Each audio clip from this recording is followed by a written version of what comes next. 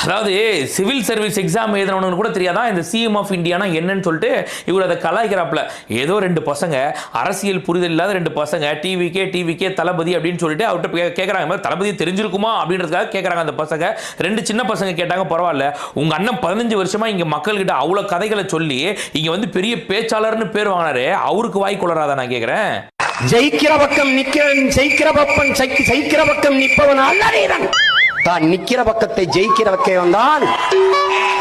சரி, இப்ப இதை கூட விடு, பரவாயில்ல, ஏதோ 2 ரவுண்ட் எக்ஸ்ட்ரா அடிச்சிட்டாப்ல, சரி மன்னிச்சு விட்டுறலாம்.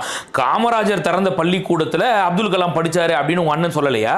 அப்துல் கலாம் அவர்கள் வந்து படிச்சு அறிவியல் விஞ்ஞானி ஆகி அணுகுண்டு கண்டுபிடிச்சு பொக்கரன்ல வெடிச்சு இந்தியா வல்லாதிக்கம் என்று பேசிக் கொண்டிருந்தால் அது காமராஜர் திறந்த சாவிதான், பள்ளிக்கூடம் தான். இப்ப சிஎம் ஆஃப் இந்தியா அப்படின்னு சொன்னதை வந்து நீ இவ்வளவு கிண்டல் பண்ற அப்படின்னாக்கா, அப்ப காமராஜர் திறந்த பள்ளி